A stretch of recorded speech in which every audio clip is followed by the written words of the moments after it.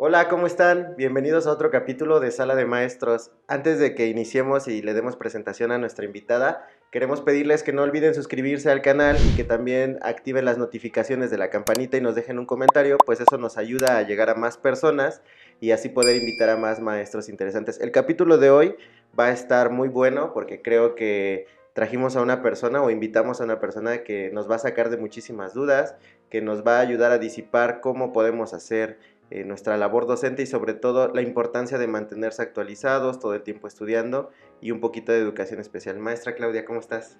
Hola, muchas gracias. Muy bien. Gracias por la invitación. Excelente. Para los que no tengan el gusto de conocer a la maestra Claudia, ella nos va a hacer favor de presentarse y nos va a decir quién es, en qué áreas estás trabajando, en qué parte te formaste, Clau. Gracias. Bueno, mi nombre es Claudia Benmazara Rivera Rosales. Mi formación empezó desde la pedagogía. Soy pedagoga egresada de la UPN. Posteriormente estudié la maestría en educación especial y estoy cursando, casi ya termino, el doctorado también en educación especial por la Universidad IEXPRO.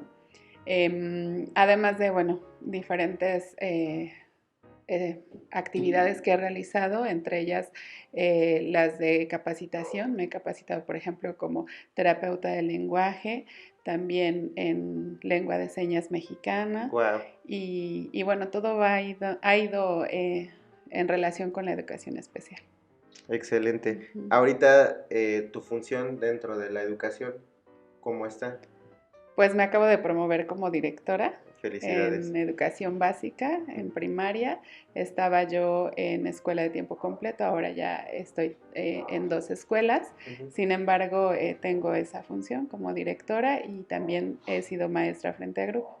Hace ratito platicábamos y fuera del aire y me decías que también estás para la UNAM, ¿no? ¿Estás trabajando, colaborando con ellos? Sí, sí, también desde hace aproximadamente unos 5 años, más o menos, Ujú. 4 o 5 años, colaboro en proyectos estratégicos de capacitación docente directamente con la UNAM.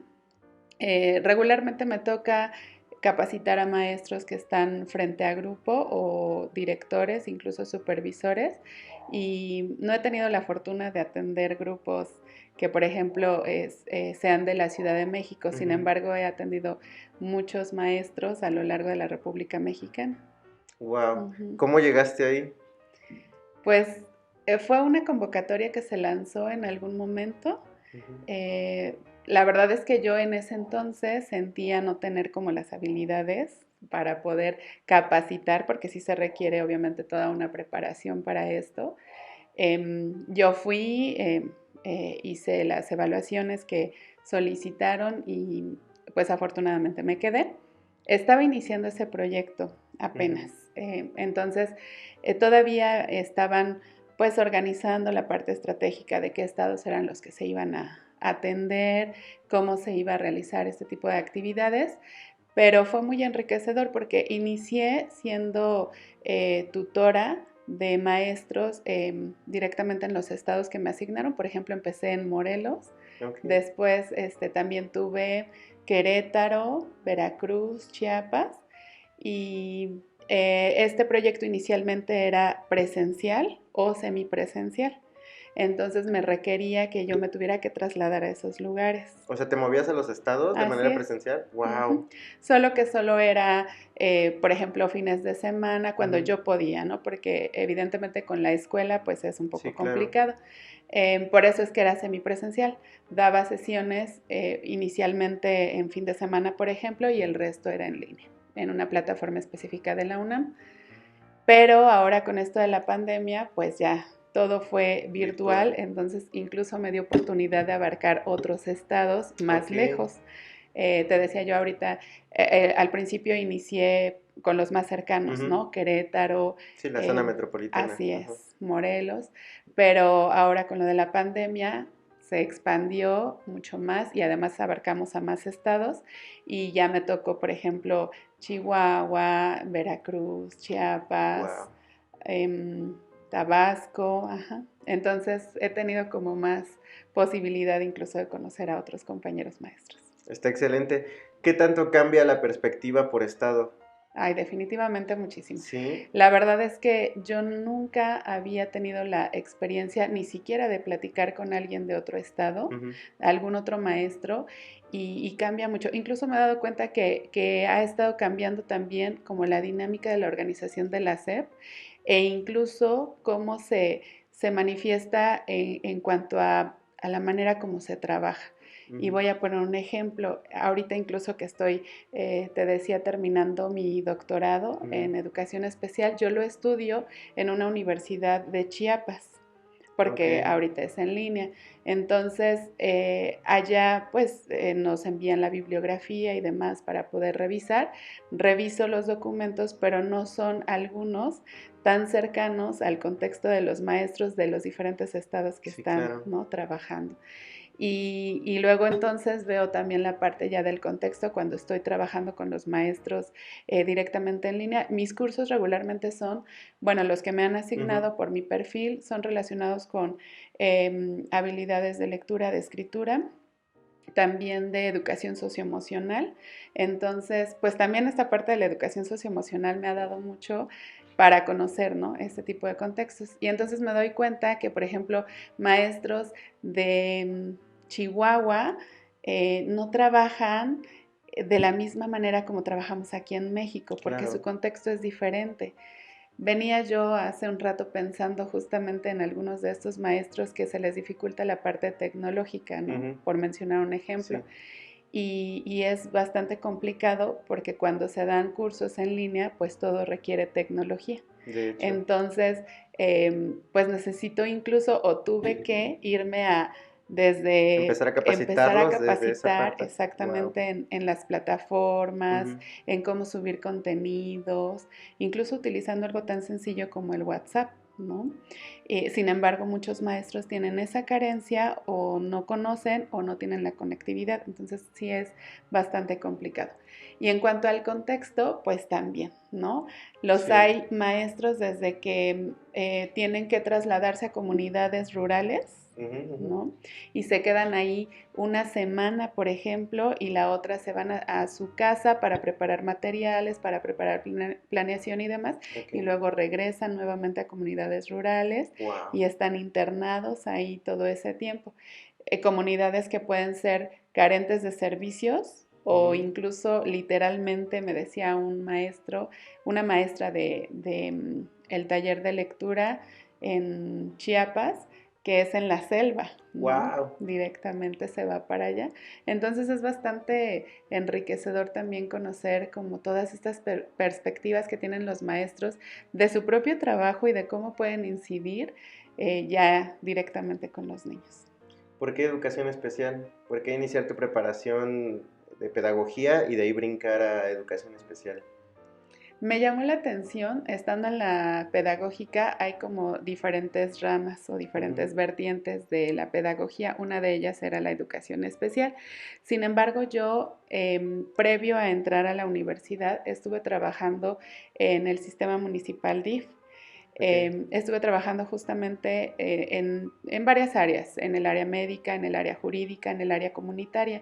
Y en el área comunitaria en particular me encontré con grupos de niños indígenas, con grupos de niños que estaban en situación de calle o con niños con discapacidad. Ok. Entonces, a partir de ahí también partió como el interés de aprender algo que pudiera apoyarnos. Por ejemplo, los niños con discapacidad auditiva Ujú. no podíamos, pues, tener como mucha interacción. Entonces, empecé a formarme como en el ámbito de la lengua de señas mexicana y entonces ahí como que se fue expandiendo, ¿no?, mi mundo. Poco a poco fui incorporando esas Ujú. habilidades en algunas actividades también del DIF y entonces me pedían apoyo para hacer la interpretación de algunos eventos masivos Wow. para poder precisamente atender a personas con discapacidad, principalmente auditiva. Entonces como que yo ya traía esa espinita, esa Ujú, ujú. dinámica y como te digo, ya estando en la pedagógica hubo esa posibilidad de seleccionar hacia dónde me iba a ir, ¿no? Y entonces me fui hacia la educación especial. Cuando egresé, estuve trabajando ya directamente en la SEP también en el área de educación especial. Estuve ahí cerca de 5 años y pues se me abrió también el mundo, ¿no? Claro. Conocí muchísimos maestros, conocí muchísimas actividades que podíamos desarrollar y en particular hubo un proyecto que se trabajó con la maestra Brenda Mendoza. De hecho, ella tiene varios libros relacionados con la conducta, con el manejo de la conducta, con la convivencia pacífica, etcétera, e incluía también a los niños que enfrentan discapacidad. De hecho, este programa se empezó a trabajar desde la Dirección de Educación Especial. Entonces me inmiscuí tanto en ello, me llamó tanto la atención que dije, bueno, pues ahora también quiero continuar en esa misma línea y me fui a la maestría de Educación Especial y de ahí también. Ahora el doctorado. Wow. Estabas platicándonos ahorita esta parte de que trabajaste con el DIF, ¿no? Y Sí. ¿qué áreas de oportunidad viste tú dentro de este espacio para poder fortalecerlo desde tu área educativa? Pues definitivamente muchas. Por ejemplo, uno de los programas que se manejaba tenía que ver con la inclusión educativa. Okay. En el ámbito comunitario. Te decía yo, por ejemplo, los niños que viven en situación de calle, los niños que enfrentan discapacidad de diferente tipo o niños migrantes que realmente no tienen acceso a la educación o que la tienen pero con limitantes por la lengua, por las necesidades, etcétera. Entonces, definitivamente ahí es donde uno se percata de la necesidad de abrir estos espacios para que se conviertan en espacios inclusivos, no integradores, porque integradores, pues todos estamos integrados a una sociedad, claro. Todos pertenecemos a un espacio específico, los niños también, ¿no? En sus comunidades, en las mismas escuelas. Con el solo hecho de presentarse, pues ya están integrados.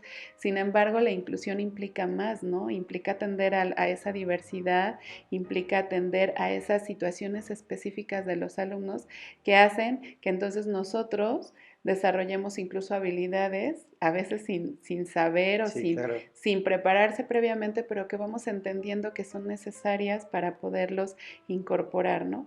Y en el campo de la educación en general, creo que todavía estamos mucho en pañales, ¿no? No hace mucho leía acerca de este tipo de programas que en otros países pues dan o no dan resultados, son contextos diferentes, pero que tienen una visión un tanto más clara del objetivo que se quiere alcanzar. Y aquí en México también tenemos una visión clara, sin embargo no tenemos muchos recursos, ¿no? Okay. Y esa es una situación que hay que estar favoreciendo, la parte de la capacitación, por ejemplo, docente en este ámbito.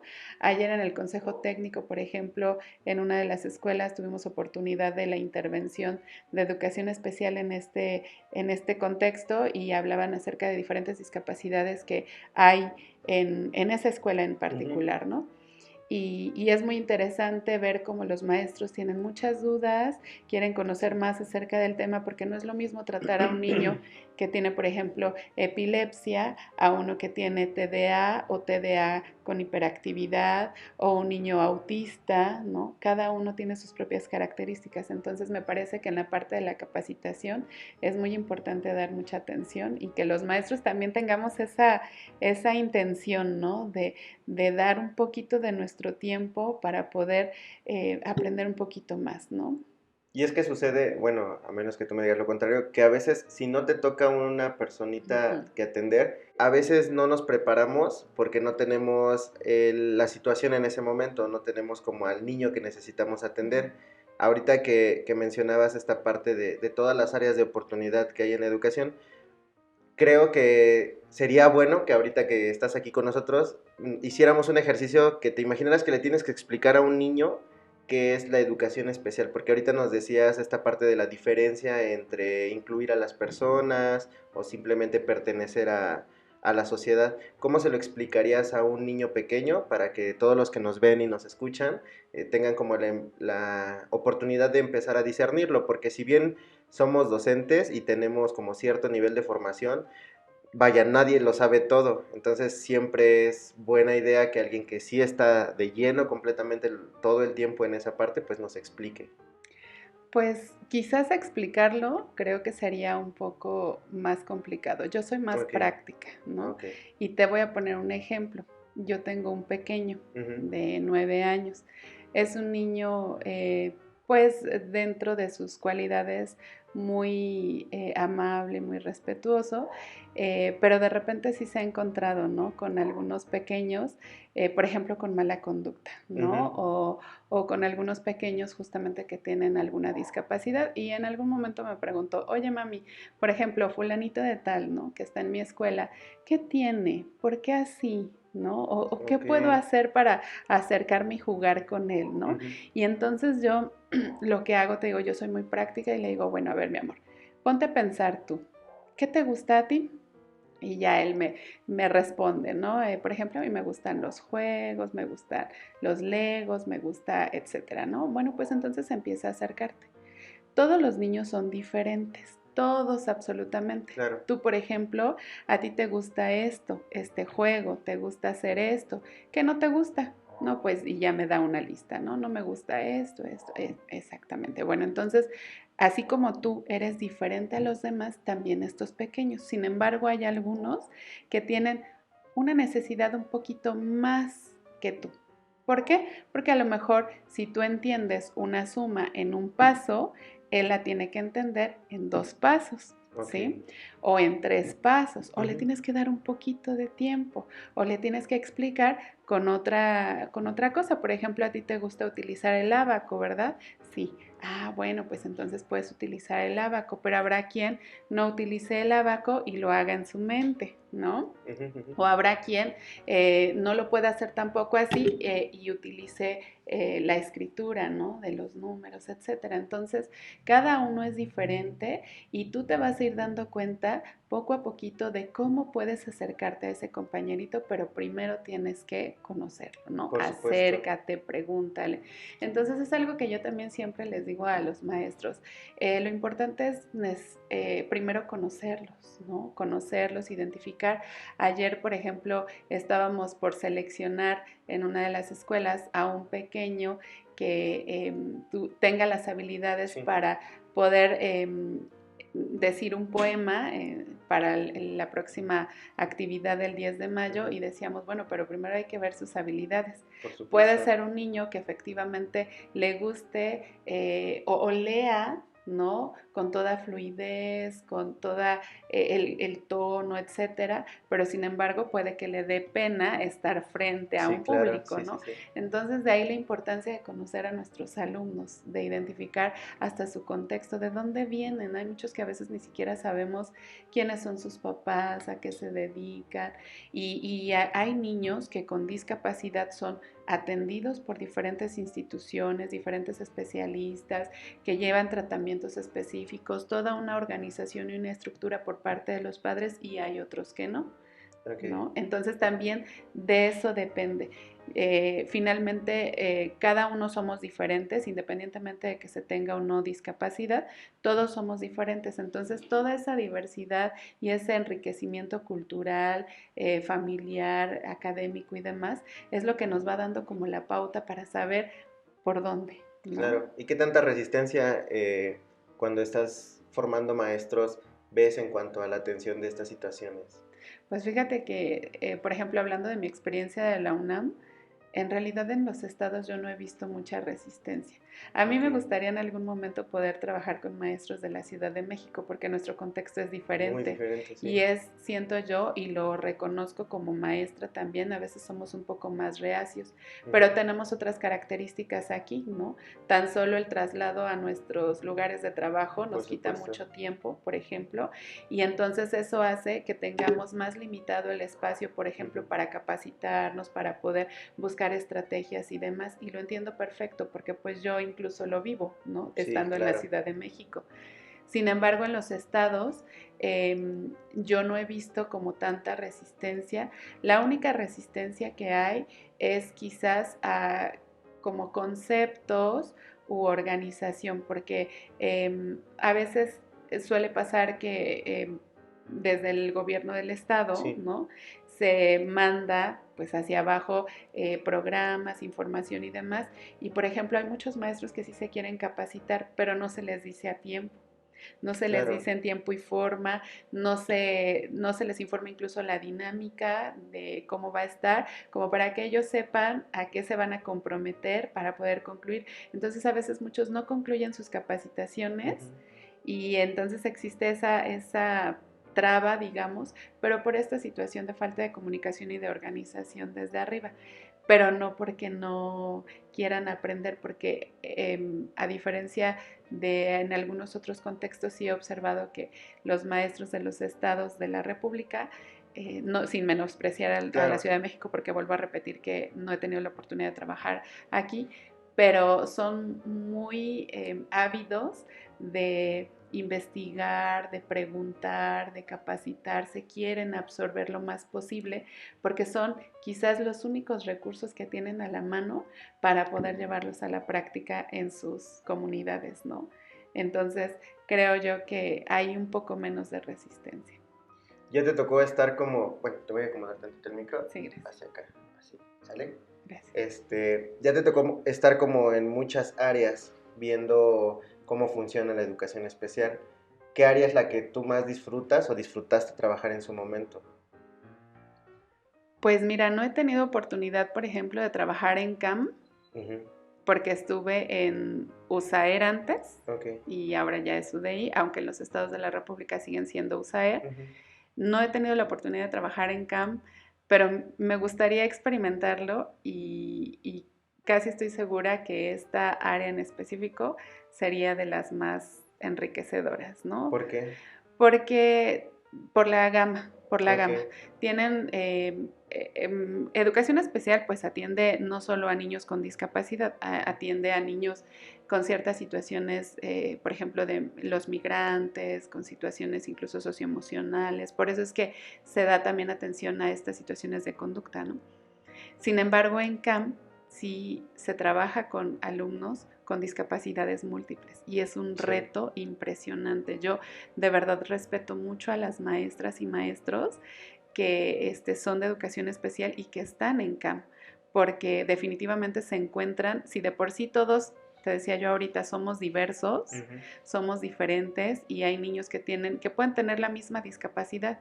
Por ejemplo, eh, discapacidad auditiva, ¿no? Pero no es exactamente la misma, puede haber, hay grados, ¿no? Sí, claro. Hay a lo mejor sordera profunda, Ujú. hay hipoacusia, entonces, bueno, las estrategias varían en función de esa discapacidad y de ese, todavía dentro de la discapacidad, de ese, eh, pues de esa discapacidad en particular, ¿no? Ujú. De esa gama, vaya. Entonces, en el caso de el CAM, pues no, atiende, te digo, Todos. Ujú. muchísimas discapacidades, son múltiples. Entonces, me gustaría poder tener esa oportunidad de conocer un poco más el trabajo directo en CAM para enriquecer todavía más mi práctica docente. Está genial. Yo me acuerdo que hace un tiempo platicaba con una amiga y terminó sus estudios y ella me decía, ya terminé y se supone que ya sé todo lo que debería de saber para hacer mi trabajo, ¿no? Y decía, pero no me siento lista, todavía no me siento preparada para salir al Ujú. mundo y enfrentar esta parte. Ya tienes como un bagaje muy amplio de preparación. ¿Cómo te sientes en esta parte como para enfrentar este reto en el caso que se pudiera dar de entrar a un campo? No, yo creo que también me sigue haciendo falta mucho. Sí, Nadie nunca termina de aprender, eso es claro. una Ujú. realidad, ¿no? Todos pasamos por procesos y además lo que no se practica en su momento, Sí, sí, ¿no? también. Pues requiere nuevamente estar fortaleciéndose. Entonces, definitivamente yo no me siento ni me sentiría preparada quizás para atender aún con todos estos Ujú. cursos, estudios y demás que tengo, no me siento preparada para poder atender, por ejemplo, discapacidades múltiples, ¿no? Claro. Creo que necesitaría entrarle de lleno para saber, y eso nos pasa a todos. Definitivamente, también cualquier profesionista recién egresado te va a decir lo Sí. mismo, ¿no? Sí, lo aprendí en la parte teórica, lo aprendí en los libros y quizás en algunas prácticas, pero no es lo mismo a enfrentarse a una realidad ya directamente, por ejemplo, nosotros en el aula, Ujú. con toda esa diversidad de la que te hablo, con características además que luego no se consideran, pero que también están presentes en el currículum oculto, ¿no? Como por ejemplo el contexto familiar, el contexto de la zona. No es lo mismo una escuela ubicada en esa colonia y que aunque haya 3 más, sus contextos son diferentes. Entonces, definitivamente considero que en mi caso particular sí necesitaría estar ya ahí, conocer, identificar qué es en lo que necesito nuevamente prepararme, actualizarme y demás. Y la práctica es lo que hace al maestro también, ¿no? O sea, el estar trabajando día a día, el encontrar esas alternativas. Ayer les hablaba acerca de la planeación didáctica, por ejemplo, a los maestros y les decía la importancia, porque finalmente es nuestro insumo para poder trabajar.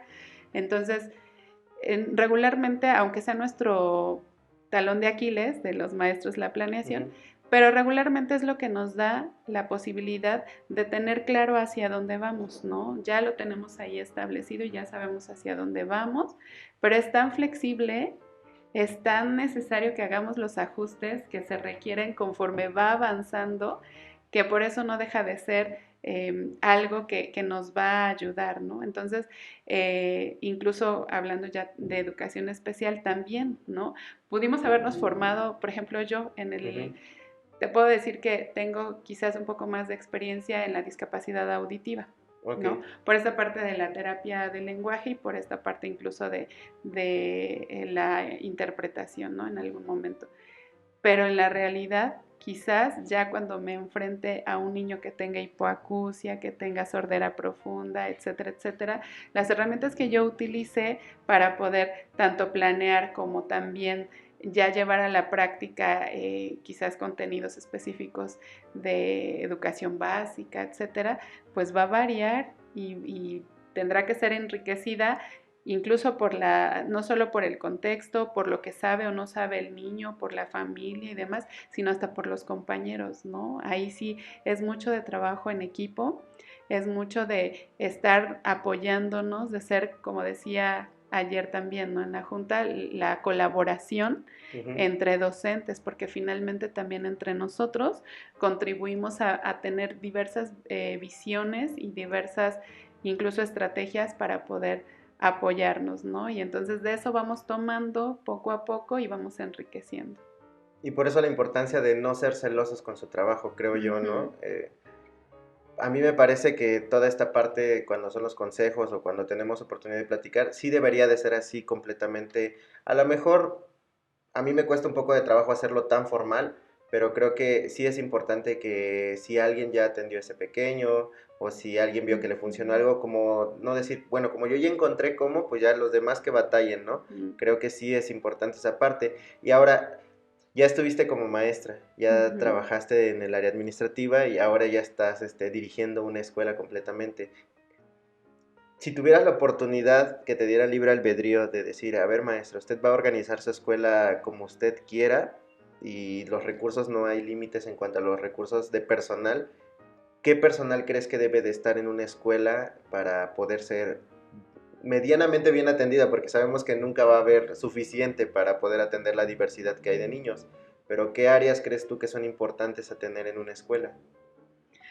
Pues mira, si yo tuviera que decidir, en realidad no decidiría como por maestros con ciertas bueno, más maestros con cierto currículum, por ejemplo, o quizás con ciertas habilidades. Yo me iría más, ¿sabes?, a algo que no es que nos haga falta, pero que tenemos todos que sentarnos de verdad a analizar y de alguna manera asirnos de hacer de esto, y es la empatía, ¿no? Yo creo que en la medida en que somos empáticos, y por consiguiente esto implica, por ejemplo, el respeto, la comunicación, etcétera, etcétera, todas las habilidades socioemocionales, pero en la medida que somos empáticos, podemos alcanzar mucho, ¿no? Entonces yo lo único que pediría o yo lo único sobre lo que incluso es mi enfoque, ¿no? La empatía. ¿Cómo se sentiría un niño que no vino a comer, no vino comido, perdón, de su casa y llega a un lugar en el que además de que le duele su estómago por no haber comido, le duele su cabecita, está seguro pensando en una problemática de su casa, llega a un espacio en el que se le exige y no se considera que hay una necesidad de por medio. Nosotros como maestros dicen por ahí que somos todólogos, ¿verdad? Somos enfermeros, psicólogos, trabajadores sociales, papá, mamá, etcétera, ¿no? Sí, pero al final no podemos tampoco, lamentablemente, satisfacer todas las necesidades de Claro. los niños y esa es una realidad, pero sí podemos ser empáticos, ¿no? Y hablando de educación especial, pues también nosotros no sabemos qué tanto pasó con ese pequeño o esa pequeña, su papá o su mamá, ¿no? Si es de los que, como te decía yo, hay de dos, ¿no? Hay los pequeños que sí han sido atendidos, que sí están con un seguimiento médico puntual, etcétera, etcétera, y pues eso les requiere mucha labor, mucho sacrificio a los padres de familia. Pero hay otros que no, pero también necesitamos saber por qué, ¿Por qué no? ¿no? Sí, claro. Porque puede ser que se trate de una situación económica, de una situación social, no lo sabemos. Sin embargo, el que no estemos como tan cerrados, tan cuadrados en a mí solo me toca esto y exclusivamente esto, Claro. pues nos va a ayudar a tomar decisiones positivas en favor de nuestra niñez, ¿no? Y yo lo único que pido eso es la empatía. O sea, la realidad es que todo se puede hacer si somos empáticos y no nada más en la parte de la atención a la discapacidad o en educación especial, ¿no?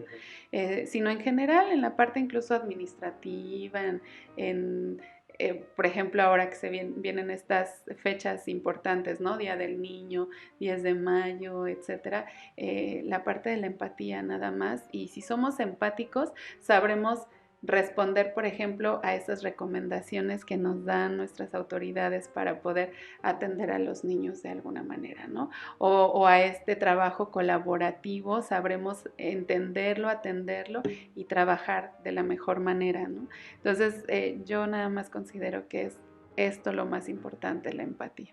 ¿Cómo haces tú para poder tener este trabajo de empatía con tus compañeros?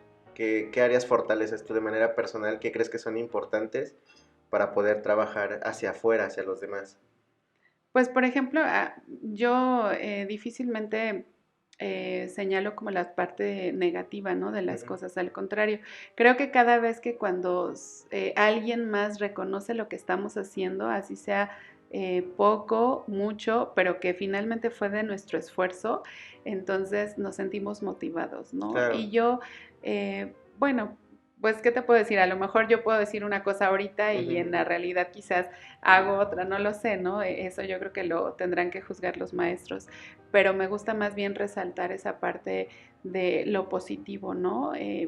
Regularmente cuando me reúno con ellos les digo, por ejemplo, sus alumnos han alcanzado esto y eso pues es trabajo del maestro, ¿no? Y qué bueno, porque entonces eso hasta hace que los maestros, y yo veo en sus rostros, sí es cierto, maestra, ¿no? O sea, reconocen que lo que están haciendo está teniendo una influencia positiva en los niños, está teniendo un resultado y lo reconocen y se sienten orgullosos. Y entonces cuando uno eleva el autoestima, cuando uno identifica más bien esas áreas en Ujú. las que son más hábiles, en las que se reconoce su trabajo, definitivamente se siente uno más motivado y cambia el contexto, cambia incluso cómo se toman las cosas, ¿no? Yo también siempre he dicho, no se tomen personales las cosas, ¿no? Claro. Recomendaciones, etcétera, etcétera, pues son eso, son para favorecer, porque todos tenemos áreas de oportunidad, yo misma tengo áreas de oportunidad, todos estamos en proceso de aprendizaje, pero si por otro lado permitimos que esto no nos afecte de manera negativa y al contrario, ayudamos a que esto nos sirva como una enseñanza y nos motiva, pues vamos a tener mejores resultados. Entonces, yo no me iría, te digo, por la parte de decir, bueno, yo solo querría quizás maestros con formación en educación Ujú. especial, ¿no? Porque a veces dicen, bueno, pues entonces que haya puros maestros de educación especial en las Sí, sí, escuelas, sí. pero no, porque cada uno tiene su labor, cada uno tiene su forma incluso de trabajar muy específica y cada uno le pone ese granito de arena a todo este cúmulo y de todo se enriquece uno. de diferentes incluso especialistas. Ayer platicaba yo con una maestra y le decía, me decía, es que yo sí soy normalista y yo no, yo soy pedagoga, te Sí, decía. claro.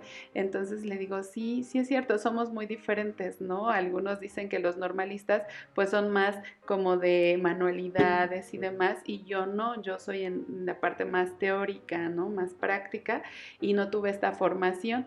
Sin embargo, el trabajo se enriquece y lo vimos el día de ayer que estábamos trabajando una actividad que yo le aprendí a la maestra normalista, que me pareció excelente y que me la voy a llevar definitivamente, y era algo que yo no sabía que se podía realizar, que me pareció además con una amplia posibilidad de aplicarla no solo a niños que enfrentan discapacidad, sino en general en los grupos. Entonces, de todo se enriquece uno. Así que hay que contemplar, ¿no? Como estos diferentes elementos que tenemos y explotarlos.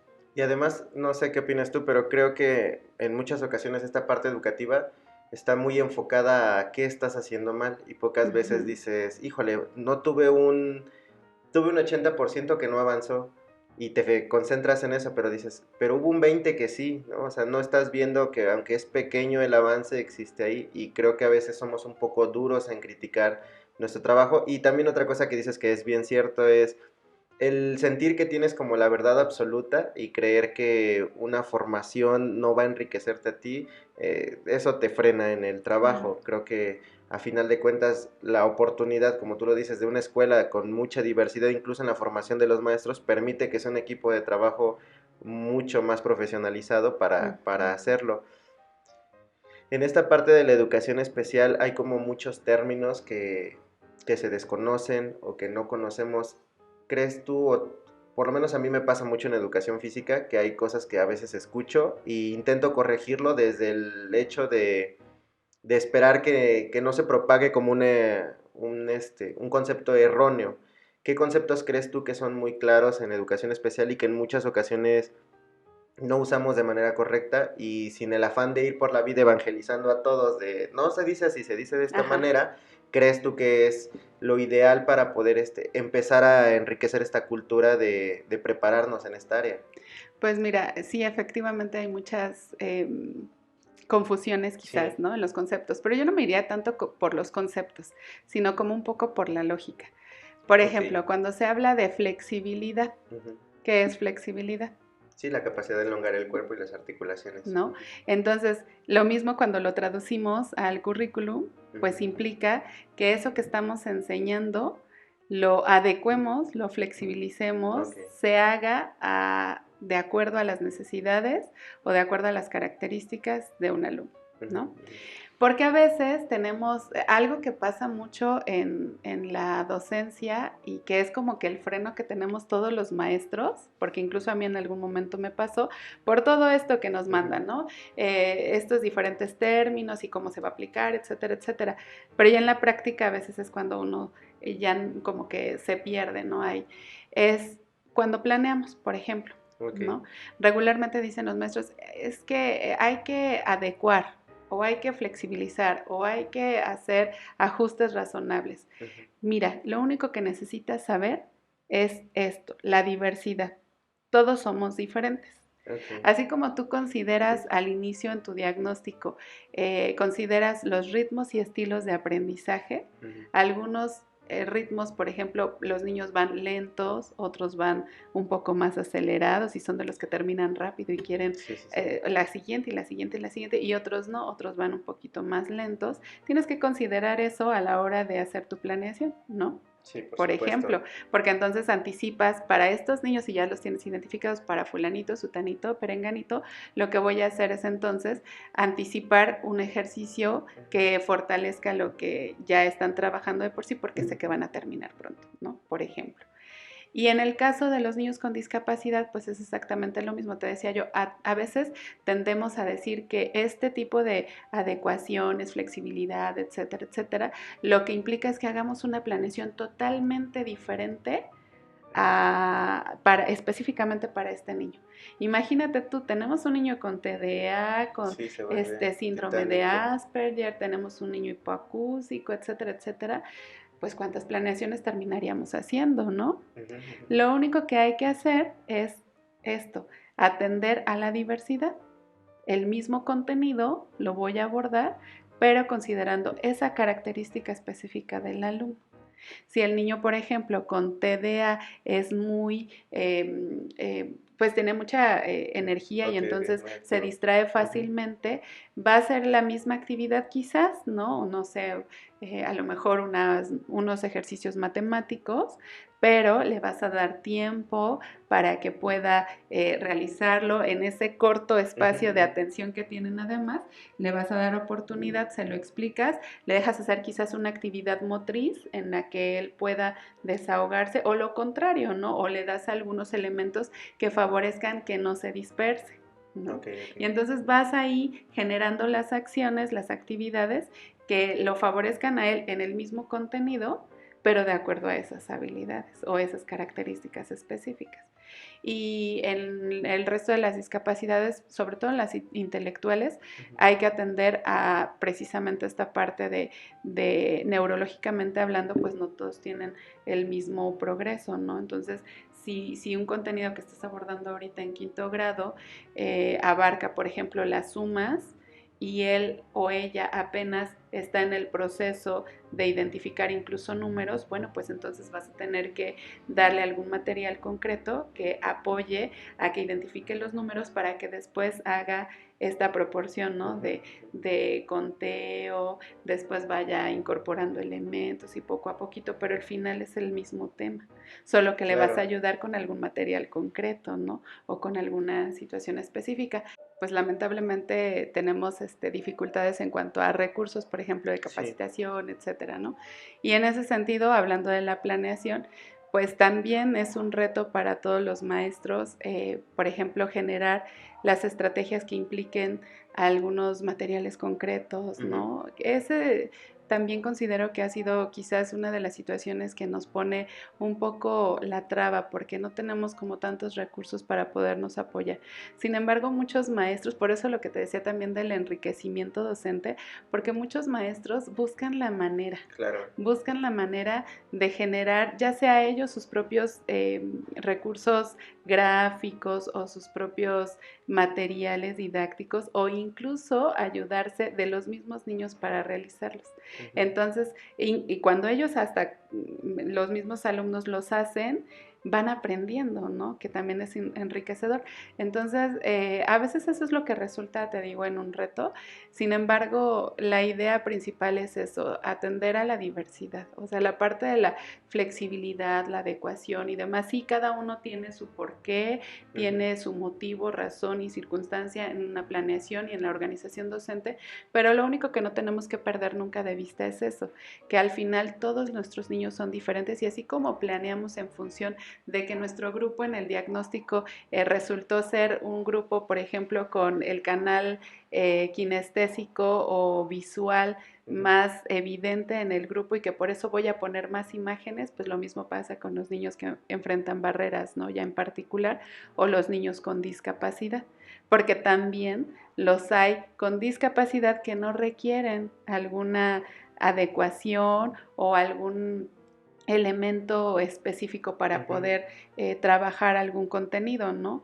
Hay quienes únicamente requieren nada más el acompañamiento docente y es pues con lo que se apoyan, ¿no? Y otros que sí lo requieren. Por eso lo que te decía Sí, también de las claro. diferentes gamas que hay en la discapacidad, en cada una de las discapacidades, las propias características de los alumnos.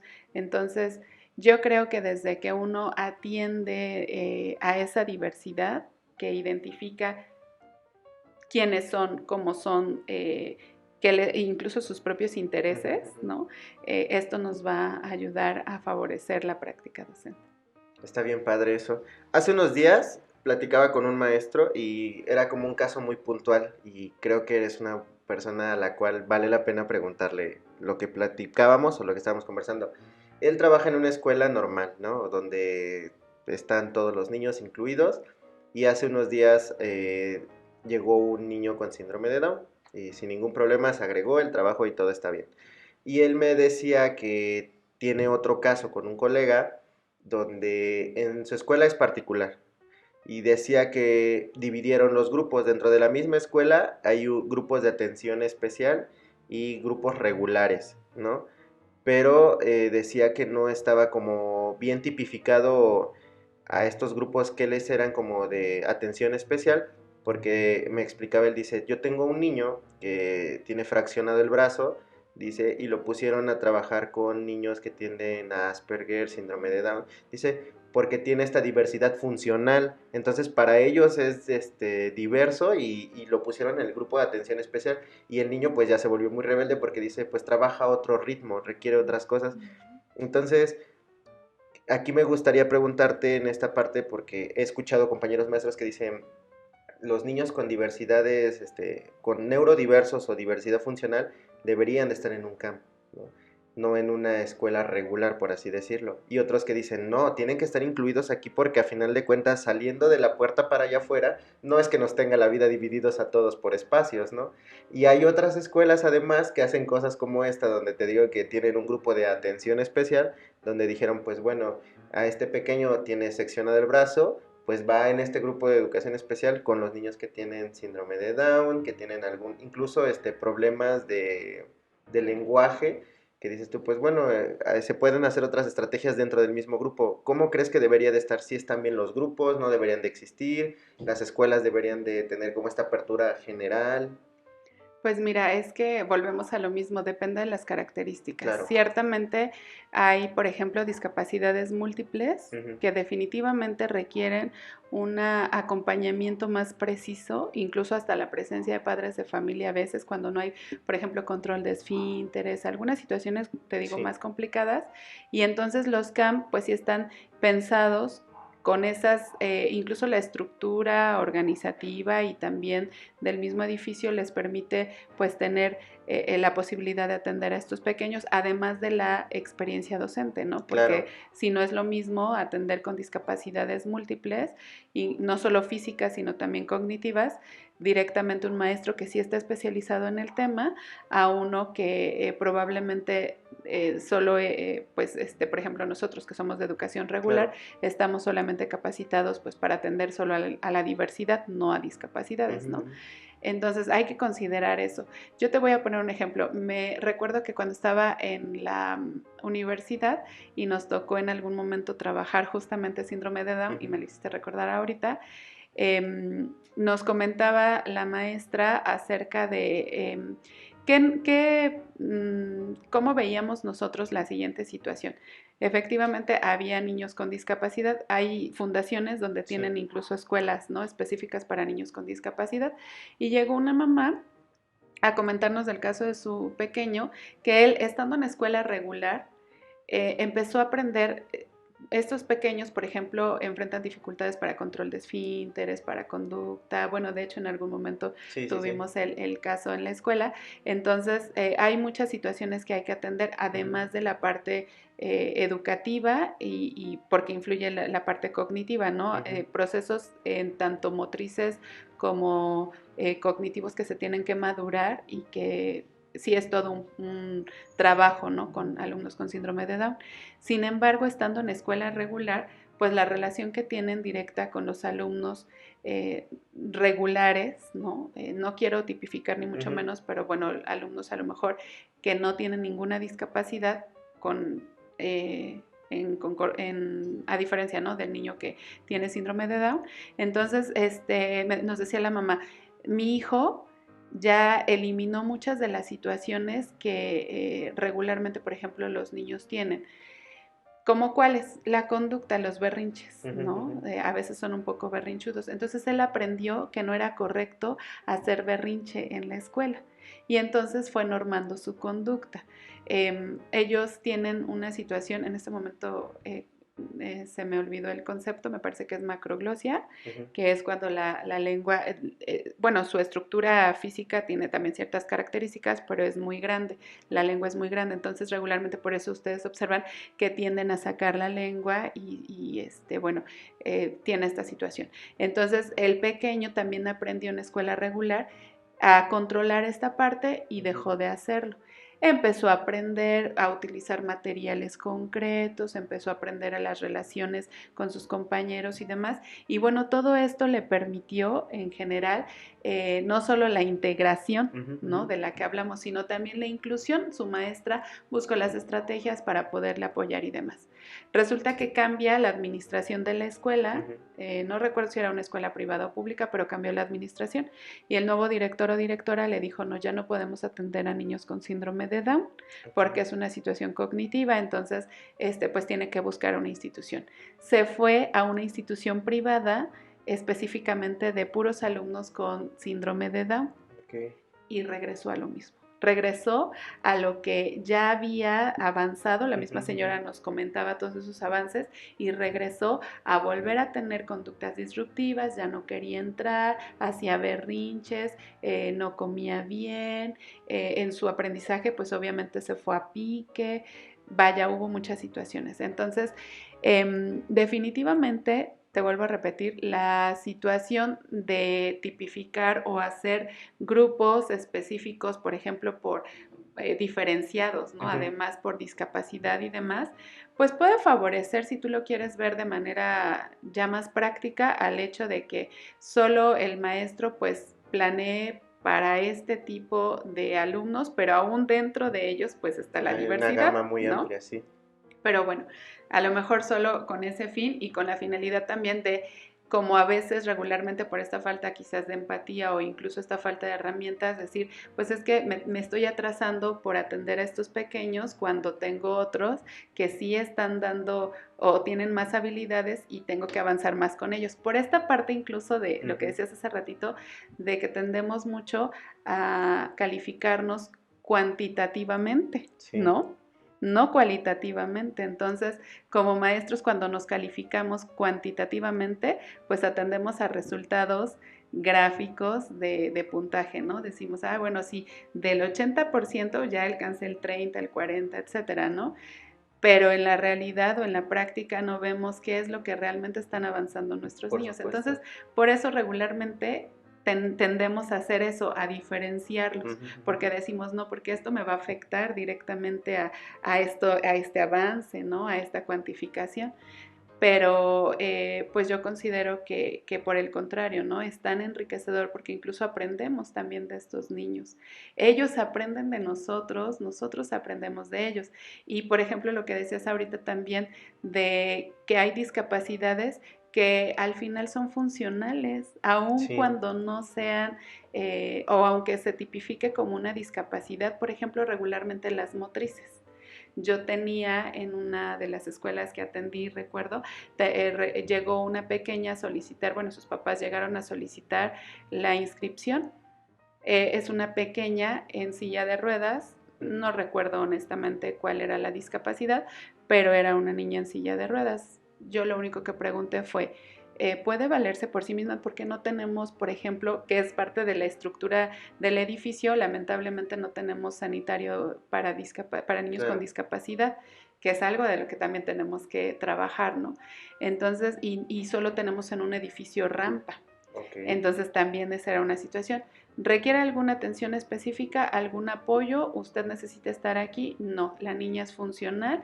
De hecho, bueno, en ese caso en particular me notificaron que tenía pañal y demás. Perfecto. En cuanto a la parte académica, estuvimos revisando el expediente. Realmente no había una situación que dijera, tiene una discapacidad que no se puede atender en la escuela y que requiere irse a CAM.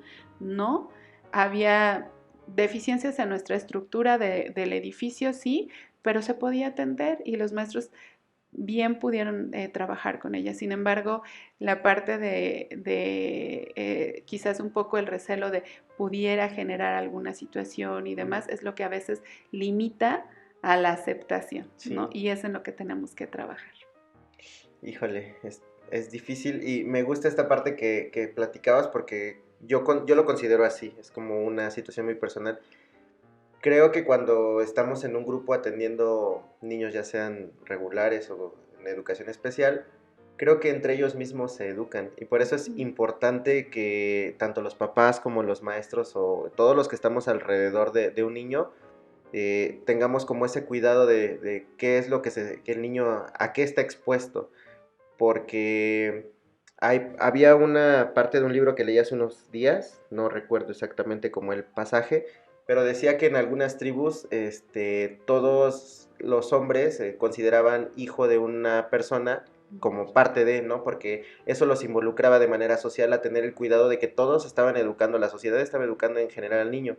Entonces, ahorita que me mencionas esta parte, sí me ha tocado también verlo, que dices, pues si el niño tiene atención en casa, o tiene algunas reglas o límites, ayuda a pequeños que no los tienen a poder ser más funcionales socialmente, ¿no? Porque a final de cuentas, en muchas ocasiones lo que se busca es que tenga la menor cantidad de barreras para poder sociabilizar y que se pueda incluir. Entonces, esa parte me gusta mucho pensar así, ¿no? Que todos somos responsables en esta parte, como maestros, a mí se me hace como una carga bien, no como una carga, una responsabilidad bien importante la idea de decir, mucho de lo que yo haga, de lo que me vean hacer, con el ánimo con el que me vean hacerlo, de la manera en la que les voy a hablar, va a impactar porque sería mentir si no decimos que nuestros alumnos son el reflejo de muchas de las emociones que no controlamos o que sí controlamos. Entonces, tienes mucha razón en esta parte, creo yo que sí. Además, a mí, independientemente del reto que representa formarse en un área en específico cuando atiendes a un pequeño que tiene cierta diversidad, creo yo que es interesante porque a final de cuentas, si te quedas estancado en el mismo hecho de decir, llevo 20 años atendiendo a niños regulares y jamás he atendido, jamás vas a experimentar esta parte de lo que tú dices, ¿no? O sea, va a llegar el día donde en la sociedad me tope con una persona así y no sepa ni siquiera qué hacer, y tenemos que entender pues que estamos inmiscuidos en el mismo mundo. A final de cuentas, podrán dividirlos, yo lo veo así, yo sí lo tomaba mal porque decía, pues es que los estás dividiendo en un mundo que no existe, o sea, los estás poniendo en un grupo que una vez saliendo a las puertas de la escuela, ese grupo dejó de existir, ¿no? Y se va a encontrar con todas estas personas. Ahorita nos explicabas de lo difícil a veces que es de las estructuras escolares, ¿no? Porque no están preparadas para cosas así.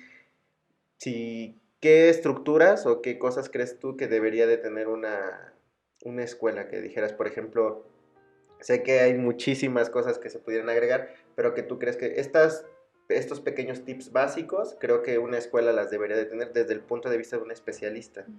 Fíjate que no hace mucho leía un libro justamente relacionado con los ajustes que se tienen que hacer a los edificios escolares, Ujú. y me llamaba la atención que realmente no se tienen que hacer muchos, son muy Ujú. sencillos, e incluso hasta en las estrategias también. Ahorita te voy a poner un ejemplo, pero bueno, de manera a lo mejor muy concreta, los edificios por lo menos deberían de tener, sí, para considerar a los alumnos que tienen discapacidad motriz Ok. de cualquier situación, Ujú. rampas y baños para discapacitados, ¿no? Ok. En principio. Ujú. Pero, por ejemplo, recuerdo que en esa lectura estábamos analizando acerca de, y algo que me llamó la atención, porque quiero decirte que mi hijito es zurdo, Ok. ¿no? Entonces, hasta eso, Sí, sí, no, sí, no que se no es una considera. Ujú. discapacidad, pero hasta eso Ujú. también uno lo va aprendiendo poco a poco, cómo requieren incluso algunos ajustes, Sí, ¿no? por supuesto. Como las bancas zurdas, que ahora ya no hay, pero porque ahora ya son mesas, pero quizás en algunos planteles sí las haya todavía. Pero algo tan sencillo como, por ejemplo, señalar, ¿no? Hacer Ok. señalizaciones en todo el edificio de dónde están ubicados los servicios sanitarios, la llave, incluso cómo se utiliza la llave, ¿no? Sí, Hacia claro. dónde va la apertura de la llave del sanitario, cómo se baja el migitorio, etcétera. Todas esas cosas que a veces nosotros damos por sentados porque no tenemos una discapacidad. Para Claro. los niños que tienen discapacidad auditiva, discapacidad cognitiva, aunque lo practiquen, porque obviamente, como dices tú, estamos ya integrados a una sociedad en la que ya sabemos cómo el niño tiene que atravesar a lo mejor la Ujú, ujú. calle, ¿no? Y ya se va dando cuenta conforme va creciendo que tiene que tomar la mano de mamá, etcétera, etcétera. Pero son cosas que a veces damos por sentadas en la escuela Sí. y no se sabe. Señalizaciones. Entonces, para empezar, señalizaciones, ¿no? Eso debería de ser como lo más importante. Tener espacios, fíjate que yo cuando estuve analizando acerca de algunas estrategias que pueden favorecer el trabajo con niños con TDA, porque tú sabes que hemos tenido, creo que de hecho es la población más alta de discapacidad, o más bien de barreras que se enfrentan en los contextos escolares, los alumnos con TDA o TDAH, sobre todo los de hiperactividad son los que más nos enfrentamos, ¿verdad?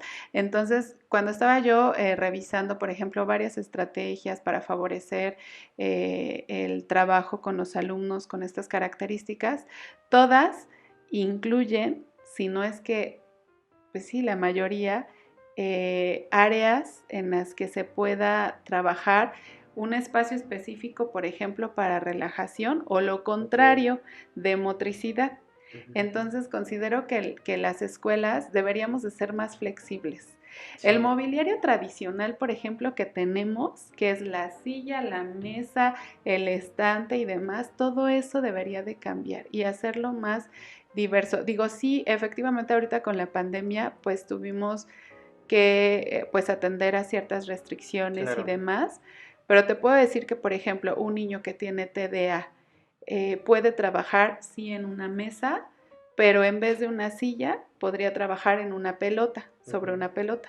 O podría trabajar en una silla que tenga alguna textura y eso le ayuda a centrar su atención en eso y poder concentrarse en trabajar, ¿no? En la actividad prevista.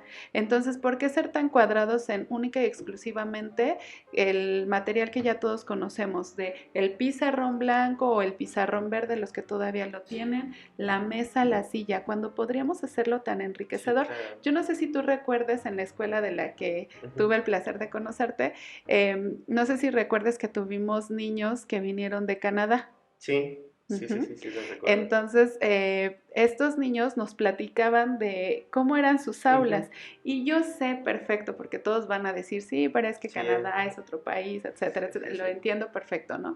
Y México pues tiene sus propias características, pero el niño nos decía, cuando estoy estresado, independientemente de las características de su aula, decía, cuando estoy estresado, cuando nos sentimos abrumados, nos vamos a un área específica que la maestra diseñó para la relajación, que es un espacio donde había un puff, ¿no?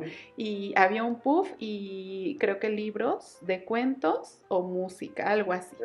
Y bloques para armar. Se relajaban, los niños sabían que lo podían hacer, se relajaban y después continuaban con su actividad. Esa es la parte tradicional que nosotros debemos ir sacando poco a poco y más que la innovación, buscar como esas actividades que y no van a favorecer única y exclusivamente al niño que enfrenta discapacidad o que enfrenta barreras para el aprendizaje, porque no hemos hablado de los que enfrentan también barreras para el aprendizaje, ¿no? Sino en general van a favorecer a todo el grupo y les van a ayudar a poder aprender incluso en un entorno diferente, se van a sentir motivados a ir a la escuela y hasta los maestros vamos a dejar de ser, porque si en algún momento llegamos a hacerlo, hasta esa barrera, ¿no? Para que los alumnos aprendan. Entonces, me parece muy interesante. Incluso hay un libro que es el de Educación Especial, Aportes desde la Neuropsicología, que trabajó la UPN, donde se abordan muchísimas estrategias para diferentes discapacidades. Pero si tú te pones a revisar, te digo, en realidad caes en la cuenta de que todo tiene que ver quizás un poco con la estructura, no solo del edificio, sino del aula, hacerla más empática también, más empática a las necesidades del alumno.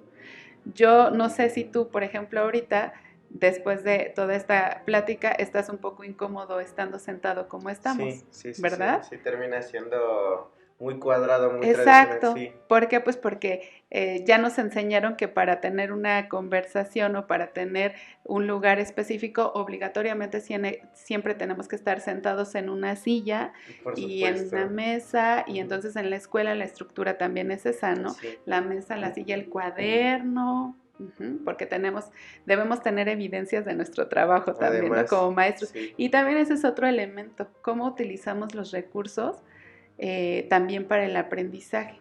¿Por qué obligatoriamente un cuaderno? Pues porque tenemos que sacar una escala estimativa de números para ver cuánto ya, si ya se acabaron los niños 5 cuadernos, es que sí trabajaron, Sí, claro. ¿no? Pero si solo se acabaron uno, no vieron que en realidad lo que más se trabajó fue práctico y lo llevó a un análisis introspectivo, a una reflexión, a toda una estructura que le va a ayudar a enfrentarse a la vida real, Sí, ¿verdad? tienes mucha razón. Y por ejemplo, en esta parte que decías, creo que a veces obviamos, ¿no? Obviamos la vida en general y se nos olvida, por ejemplo, aterrizándolo en el área de primaria, preescolar, que son niveles pequeños, que ellos están apenas aprendiendo a descubrir las cosas. Hace unos días veía un capítulo de una serie en Netflix que salió donde graban a unos niños pequeños de entre 4 y 5 años en Japón haciendo mandados. De eso se trata la serie, donde ellos van y te das cuenta y lo observas y dices, ay, pero es obvio que tienes que pagar, ¿no? Con monedas, y no, no es así, o sea, tenemos que entender que están descubriendo el mundo y como tú lo dices, señalar esta parte que para ti a lo mejor sea tan obvio de cómo se abre una puerta, que tú dices, pues se abre, se toma de la perilla y se gira, ¿no? Cosas que ellos están descubriendo. Creo que en esa parte sí tienes mucha razón. Y también en esto de adecuar los espacios a que no sea lo tradicional, pues no solamente, sí es bien importante en una escuela porque pasan muchísimo tiempo y de ahí se van a llevar muchísimo para la vida diaria. Lo vemos en oficinas, por ejemplo, las oficinas de Google son completamente diferentes a una oficina tradicional, ¿no? Y ya me había tocado escuchar a una chica que es oficinista por ejemplo, esto de las pelotas, ¿no? Y a una maestra ya llevarlo a cabo, ¿no? Que les pidió a todos los papás, les pidió una pelota de estas grandotas y los niños llega un momento en donde se cansan de la silla, van por su pelota, la toman, porque además tiene beneficios físicos, Claro. ¿no? Tiene beneficios físicos para nosotros y esta parte del tener evidencias a mí a veces me cuesta un poco de trabajo. Saludos para mi coordinadora nueva de educación física que está haciendo las cosas distintas porque sin demeritar el trabajo de nadie, pero la primera coordinadora que tuve me pedía evidencias de, bueno, ¿y cómo sé que estás trabajando? Le digo, pues maestra, puedo mostrarle el avance que tienen mis niños, ¿no? Pero tanto como cuantificarlo a través de un cuaderno, mi materia no tiene esas especificaciones. Puedo hacerlo, pero pierde esta parte del disfrute de los niños, porque creo yo, bueno, a lo mejor presumiendo un poco más de mi área, pero lo disfrutan bastante, ¿no? Entonces, me costaba mucho trabajo y chocábamos porque me decían, no, pero tienes que tener evidencias. ¿Qué hicieron como trabajo? Le digo, es que no te puedo entregar, puedo invitarte las veces que tú quieras y venir y ver cómo funciona mi espacio y cómo funcionan mis alumnos, pero no te puedo entregar algo físico, o sea, no puede ser algo tangible. Y volvemos a lo mismo que regresamos en un principio, ¿no? Estamos muy acostumbrados como docentes a querer ver las cosas palpables, que digas, como tú lo dices, ¿no? Aquí están los 5 cuadernos, este niño ya salió mucho mejor que al que a lo mejor entregó proyectos, ¿no? Y dices, aquí está su estante de proyectos y es un poco duro para nosotros entender que no siempre va a ser así, ¿no? Y sobre todo en esta parte de educación especial. Y ahorita decías algo bien importante, hemos estado como enfocándolo a neurodiversos o diversos funcionales nada más, pero también hay otra área donde enfrentan barreras, ¿no? Ajá. ¿Cómo es en esa área atendida por educación especial? Pues mira, al final te digo, se hacen los ajustes necesarios Ajá. a los temas que se van a abordar en función de las características de los niños. Y voy a recuperar esto último que dijiste en relación con esta parte tradicional, ¿no? También. Yo te voy a poner un ejemplo. Tengo un grupo en el que hay 3 alumnos que enfrentan barreras, no tienen discapacidad, pero enfrentan barreras, están en 5º grado, son 3 alumnos que no Ahí te han... voy a interrumpir tantito. Para alguien que nos esté escuchando que no tiene como esta parte o este bagaje de la educación, ¿qué es enfrentar una barrera? Enfrentar una barrera tiene que ver con, por ejemplo, las dificultades a las que se enfrenta un alumno y hablando de barreras en el contexto escolar, las dificultades a las que se enfrenta un alumno para concretar sus aprendizajes esperados, ¿no? Para alcanzar el aprendizaje esperado. Entonces, en ese sentido te digo, hay 3 alumnos y te voy a explicar justo por qué hablamos de barreras.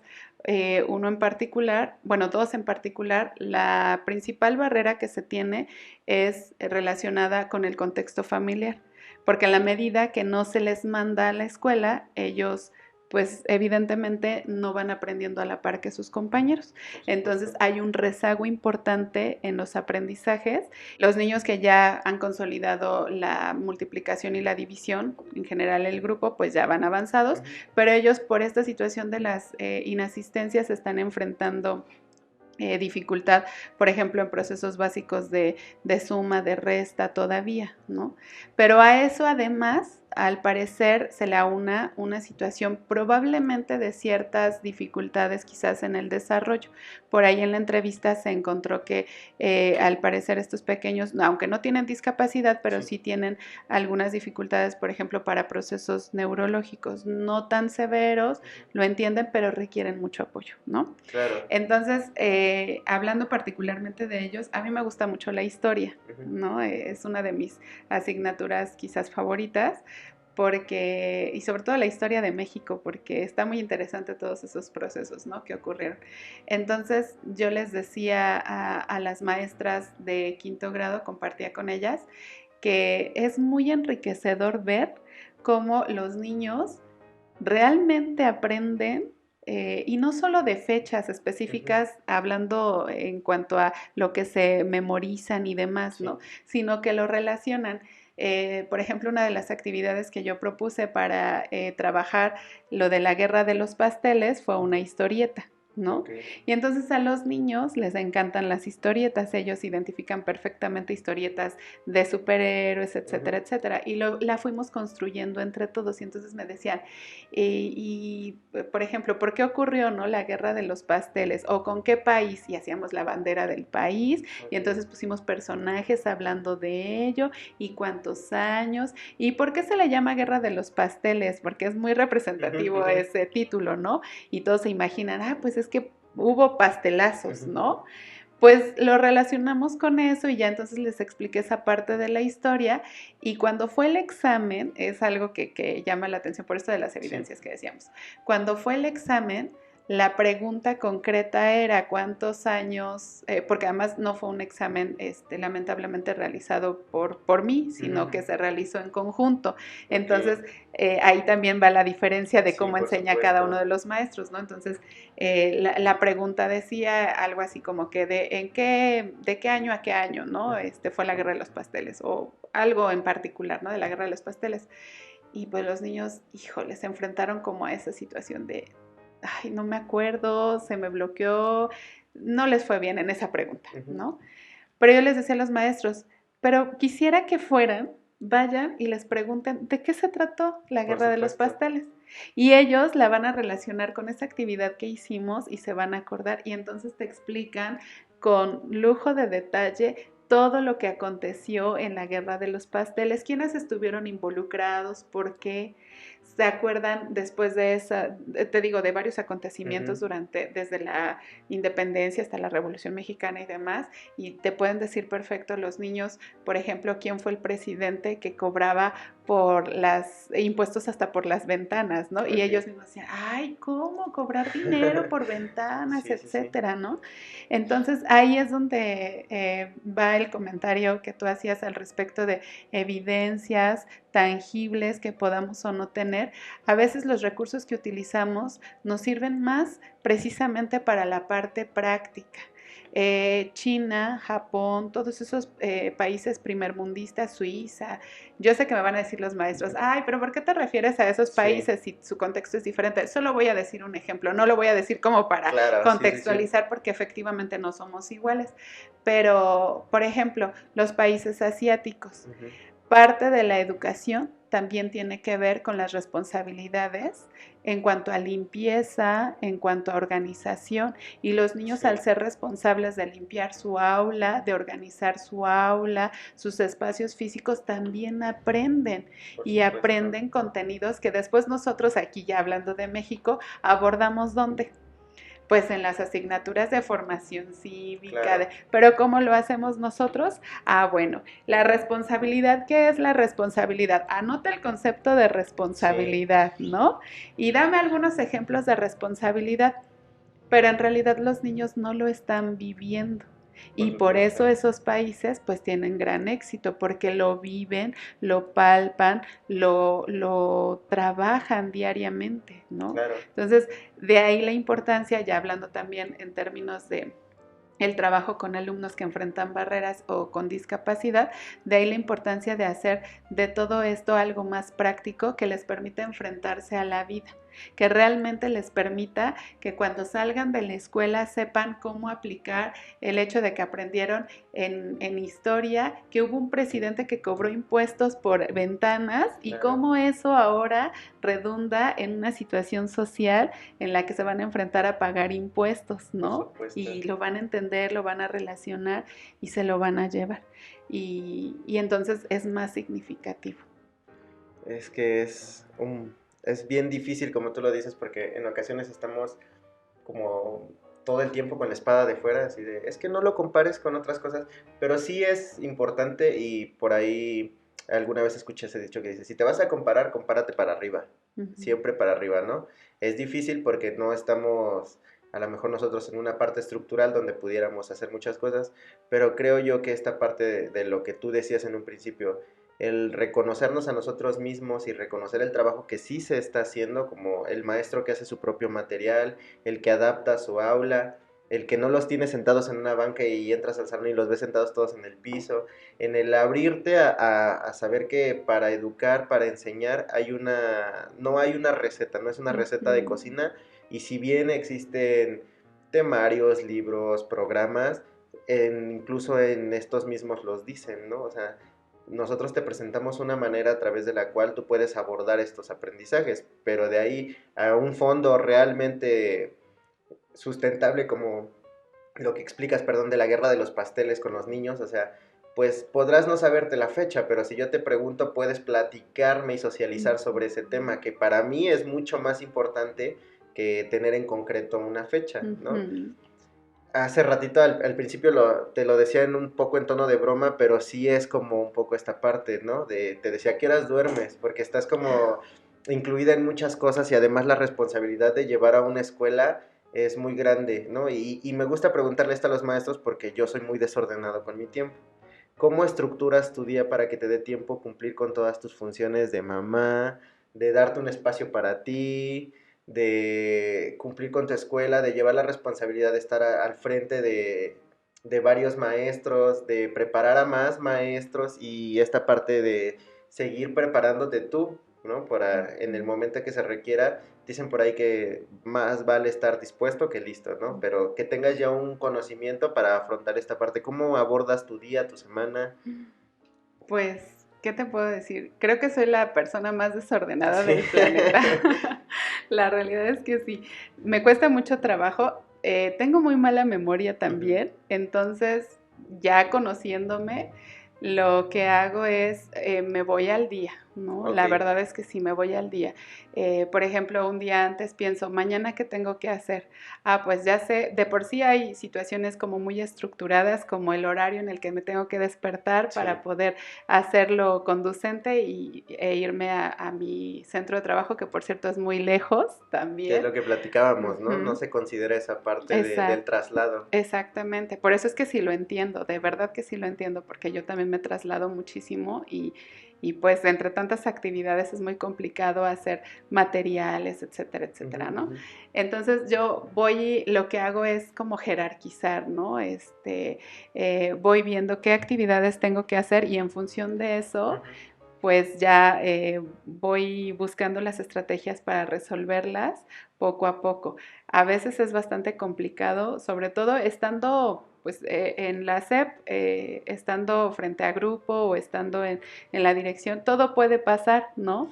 Entonces, de repente uno tiene ya la estructura de algo y pues se mueve por diferentes circunstancias. Entonces, a mí siempre me gusta trabajar. Sí soy como muy individualista, sí lo reconozco, pero ya cuando se trata de todas estas situaciones que tengo que atender, sí las trabajo como más en equipo, porque si no, de otra manera siento que no podría. Incluso desde casa, la verdad es que tengo que agradecer a mis papás que me apoyan mucho porque me ayudan justamente con esta responsabilidad que no quiero demeritar ni mucho menos de ser mamá. Entonces, al contrario, yo siento mucho apoyo por parte de ellos porque esto justamente su apoyo me da la posibilidad de atender muchas otras cosas, ¿no? Claro. Pero sí voy como muy al día, ¿no? Voy pensando, o el día de hoy qué voy a hacer, o desde un día antes nada más voy pensando y entonces ya sé que sí me tengo que levantar muy temprano, regularmente despierto a las 4 de la mañana, 5 de la mañana, dependiendo, y me duermo a veces 11, 12 de la noche, o a veces es mi decisión no dormir, ¿no? Ok. Para no perderme como de algunas cosas, pero busco la manera, yo sé que a veces dirán, ¿no? Ay, pero pues es que se ve joven y sí puede aguantar. Sí. No, la realidad es que no, pero lo que intento es como buscar esos espacios, por ejemplo, incluso entre el inter de alguna escuela o alguna actividad, de repente me echo una siesta, ¿no? Sí, claro. O hago algo que me ayude a generar también las alternativas para disminuir toda esa carga de trabajo, hacerla más rápido. Y soy multitareas también, esa es otra realidad. Entonces, al mismo tiempo que estoy, por ejemplo, respondiendo, no sé, algún correo o algo por Claro. el estilo, estoy haciendo otra cosa, o sea, intento de esa manera, pues, medio organizarme, porque la realidad es que soy un poco desorganizada. Pero esa parte está padre porque jerarquizar la importancia de las actividades es muy funcional. Hace un tiempo escuchaba a una persona que se encarga de una parte de oficina y decía, yo a mi equipo de trabajo, si no quieren venir mañana, que no vengan, ¿no? O sea, yo trabajo conforme a los objetivos que tenemos. Ellos tendrán que organizar su tiempo para poder hacerlo y creo que tanto en la educación como en muchos ámbitos o donde se permite y se pueda, vale la pena no focalizarse en pensar que una persona sentada frente a un escritorio 8 horas va a rendirte, ¿no? No. A lo mejor esa persona 2 horas necesita para cumplirte todos los pendientes y después pues ya tendrá todo el día libre, ¿no? Pero bueno, ya será algo que de poco a poco esperemos que vaya cambiando la idea de este horario de trabajo. En esta parte del programa siempre me gusta hacer como preguntas en concreto para como conocer tu perspectiva. La pregunta es específica, la respuesta no. Puedes contestar de la manera que tú quieras y ahondar en el tema sin ningún problema. Si hoy tuvieras la oportunidad de ver a Claudia cuando iba apenas a iniciar su preparación en la pedagogía, ¿qué consejo le darías? No te encuadres. Ok. Definitivamente no te encuadres. Yo como pedagoga lo digo, ya no como maestra de educación especial, Okay. como pedagoga. Uno se va con la idea de, pues sí, en el plan de estudios dice, te vas a formar para esto, esto, esto, ¿no? Y la realidad, como decíamos hace ratito, cuando uno sale, se enfrenta a otro tipo de contexto donde se aplican diferentes situaciones, estrategias y demás. Y entonces, para empezar, mi carrera, por ejemplo, en realidad no tiene nada que ver con estar frente a grupo, ¿no? Esa es una realidad a la que me enfrenté y entonces yo dije, bueno, pues es que sí, efectivamente yo fui formada con otra intención y a lo mejor me encuadré en eso al principio y por eso es que como que yo no veía este amplio panorama donde también como pedagoga puedo incidir, ¿no? Porque también es muy enriquecedor desde mi función o desde mi profesión. Entonces yo diría, no te encuadres, sé flexible y empática. Eso es importante. ¿Qué idea tenías de la educación antes o en general sobre esta área de formación que tienes que hoy ya no compartes y que dices, híjole, no sé, antes pensaba esto, pero los años, la experiencia cambió la perspectiva? Que era de las carreras más relajadas que podía haber. Y quiero decir que no la seleccioné por eso, porque te vuelvo a repetir, yo soy pedagoga, en realidad no fui formada para ser maestra frente a grupo, pero yo sí tengo familia normalista, ¿no? Desde mis abuelitos hasta mi mamá también fue normalista, y entonces yo recuerdo, seguramente todos nos acordamos de esa época en la que había pues muchas vacaciones, nosotros no sabíamos que no eran vacaciones, en realidad era receso escolar, había muchas vacaciones, sus horarios cortos, ¿no? Por eso tenían doble escuela, etcétera, etcétera, y entonces uno se va como con esa idea y dice, ay, qué padre, ¿no? Ya cuando llegas y te das cuenta de la realidad, hace ratito decíamos, realmente el maestro llega a ser todólogo. O sea, Sí. tienes que saber, tienes que aprender, tienes que resolver de tantas áreas como jamás te hubieras imaginado. Entonces es tan, por un lado, pues evidentemente es una situación de, híjole, no era lo que yo pensaba, Sí. pero por otro lado es, qué padre, porque entonces estoy incidiendo. Hay algo que yo siempre pongo en alto, la educación, y siempre pongo en alto esta figura de ser maestro, porque al final nosotros somos justamente los que formamos a todos esos Por supuesto, profesionistas, ¿no? sí, así es. Somos el origen de que haya todos estos profesionistas que también se tienen que seguir actualizando, que Claro. también tienen que seguir aprendiendo, etcétera, pero esta profesión tiene la carga, la responsabilidad, el privilegio más grande de todas. Sí. Porque sin la educación, sin el maestro o maestra, no habría todo lo que hay alrededor. Por supuesto, ¿no? tienes toda la razón. Uh-huh. Has leído bastante y te has podido empapar de mucho material. ¿Tienes alguna película, libro, música, alguna pieza en específica de arte que tú digas cambió mi perspectiva, no solamente en el área educativa, sino personal, que tú creas que dices, vi esta película y fue un antes y un después, o escuché esta conferencia, o leí este libro, algo que te haya marcado? Pues mira, libros han sido tantos que honestamente te mentiría si te doy como un listado, porque la verdad es que han sido tantos los que me han agradado. Apenas, de hecho, no hace mucho me solicitaron de la UNAM un pequeño video en el que explicara algunos de estos libros y dije, ay, ¿cuál de todos? Fue muy complicado, ¿no? Tomé, pues, porque nada más tenían que ser 5, tomé algunos, entre ellos uno de historia, algunos de los de la práctica docente, el que te decía yo ahorita de neuropsicología, porque bueno, son los que más me han gustado.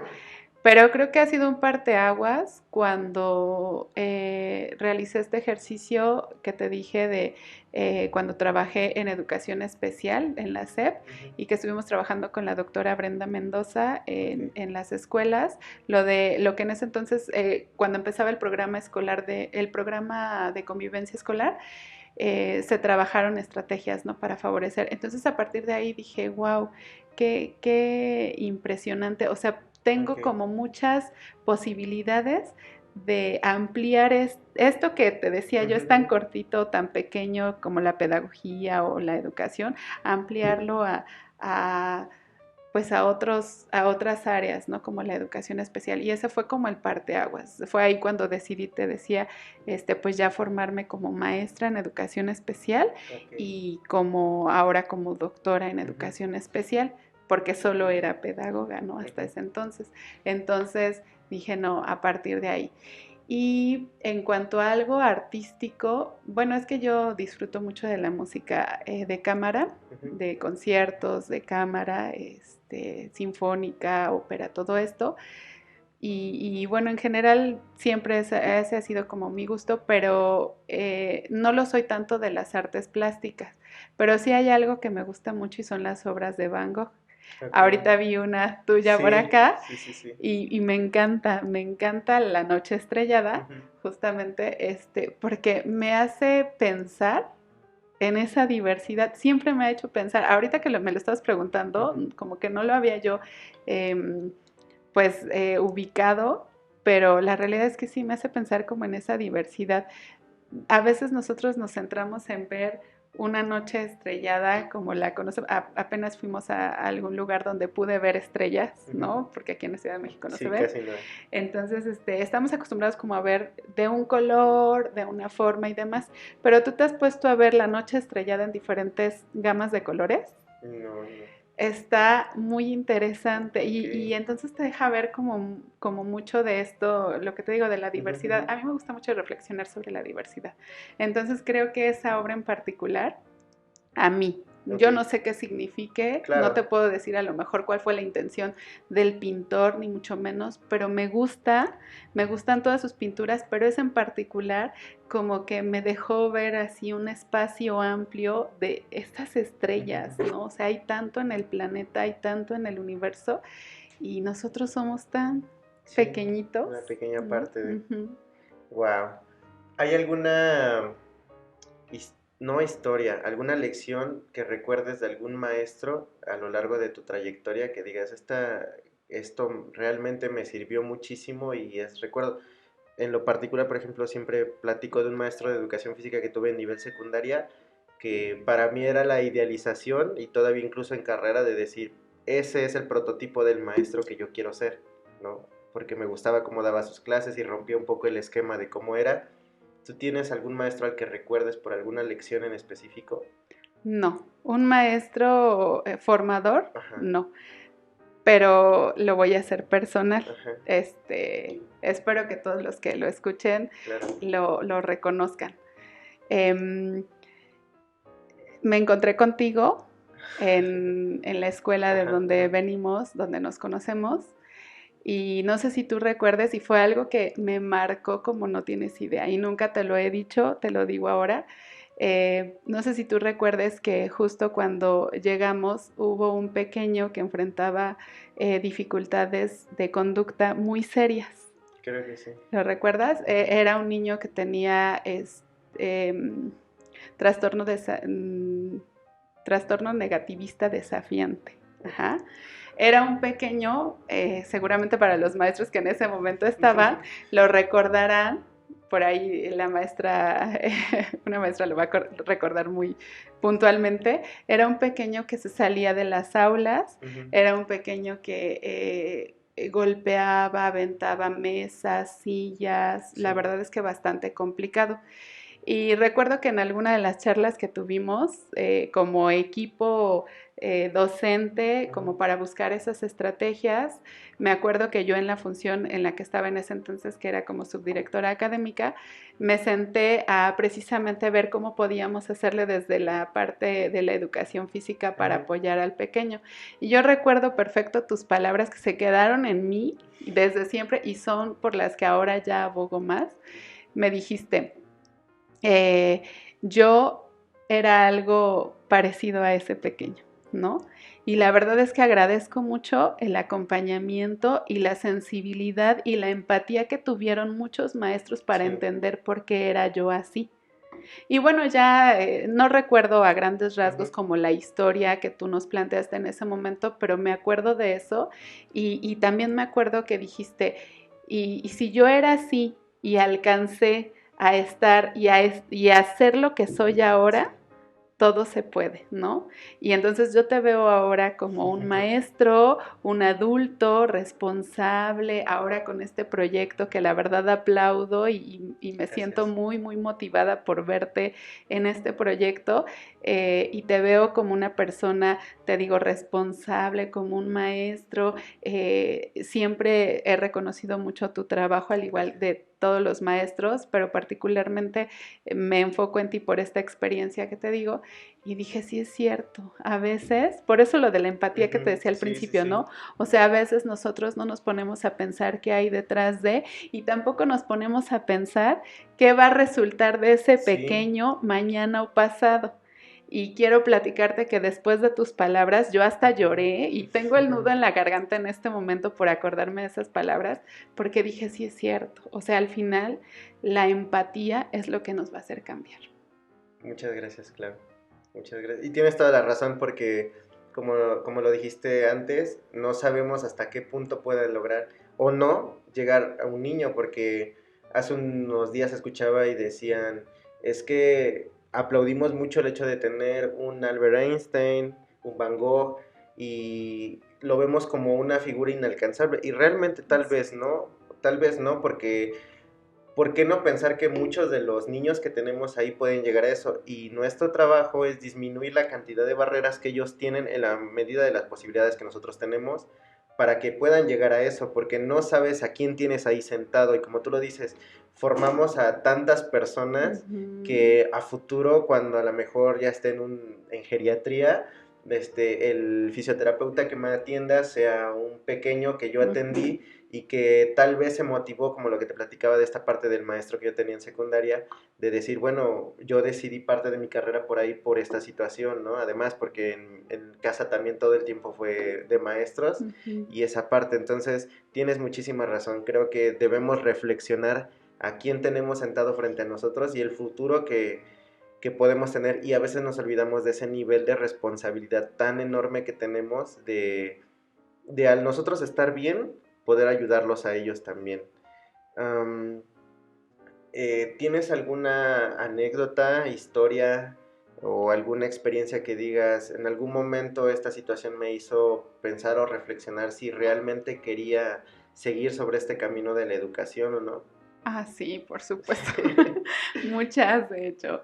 Pero una en particular, pues tiene que ver con esta parte administrativa, Ok, ¿no? Lamentablemente, mm, de por sí yo no fui formada para estar frente a grupo, sí, por ejemplo, ¿no? Y luego mucho menos fui formada para enfrentarme a la realidad de la diversidad, ya no de los alumnos, sino de los padres de familia o del claro, contexto.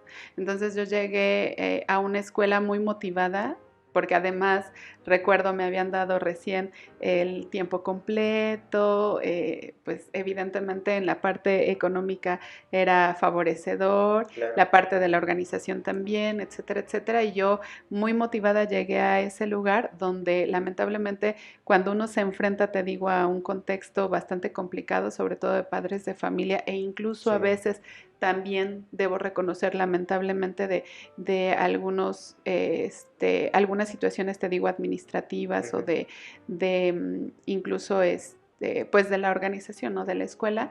Entonces, a veces uno se desmotiva y eso fue lo que ocurrió. Sí llegó un momento en el que yo ya no quería estar, ya no quería pertenecer y ya definitivamente dije, erré la profesión y entonces empecé a buscar alternativas para cambiar el giro de mi profesión, pero ok, para cambiar el giro. Y fue ahí incluso cuando me encontré con esta parte de los proyectos de la UNAM ujú, y esos me hicieron regresar a la motivación. Me siento tan motivada ahora, creo que fue también ese parteaguas del que hablabas hace ratito, fue el parteaguas porque ahora reconozco la diversidad que hay en cuanto a los maestros, a la organización, a muchas cosas.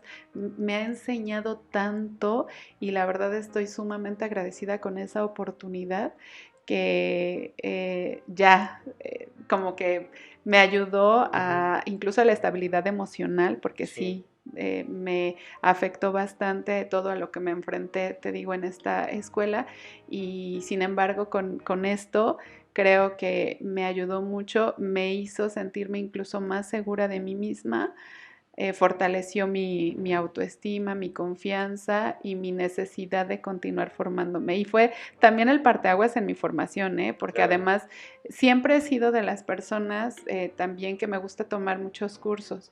Me gusta estar atendiendo a todas las ofertas académicas que hay y que son de mi interés. Voy y las tomo y las tomo y ujú, las tomo.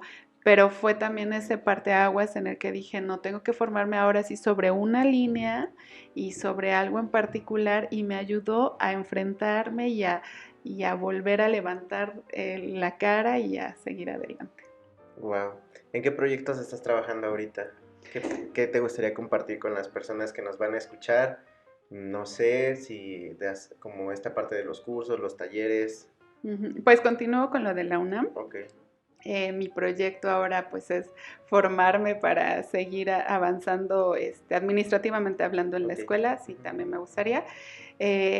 Estoy todavía en pañales y a lo mejor no quisiera como decirlo porque es un proyecto que siempre he tenido pero que no he podido concretar justo por la parte del tiempo y demás, pero estoy trabajando en un libro, wow. ajá, de ya específicamente Ujú, porque me parece que es algo que necesitamos los maestros, específicamente de estrategias para la atención de las discapacidades más comunes en ujú, la escuela regular, ok, ¿no? Porque ujú, sí, efectivamente tenemos compendio, tenemos muchísimos libros que hablan de TDA y de lo que podemos hacer, pero a la hora de, hace ratito que hablábamos de cuando los maestros nos tenemos que echar un clavado porque tuvimos un caso, porque lo estamos teniendo en este momento, y de echarnos un clavado nos encontramos con una bibliografía súper extensa de todas esas discapacidades o de todas esas barreras para el aprendizaje y demás, y entonces tenemos que estar sacando como que una por una las estrategias, ¿no? Entonces mi idea tiene que ver un poco más con esto de ya concretar específicamente y por las experiencias incluso que ya hemos tenido, ¿no? Y trabajarlo de manera que podamos tener al alcance de todos los maestros, pues un compendio de diversas actividades que también me he permitido recuperar con base en las experiencias de los maestros, ¿no? Entonces, por ahí va como más o menos la intención, no va a dejar de lado la parte teórica, el fundamento, pero he estado trabajando en ello, me ha costado un poco de trabajo, espero pronto ya. Bueno, pues aquí está el espacio cuando lo termines, si quieras venir a presentarlo, encantados de que nos platiques ya específicamente del libro, cuando ya esté hecho. Muchas gracias. ¿Te gustaría compartir tus redes sociales, donde las personas se pueden comunicar contigo, algo así o no? No tengo redes sociales. Okay.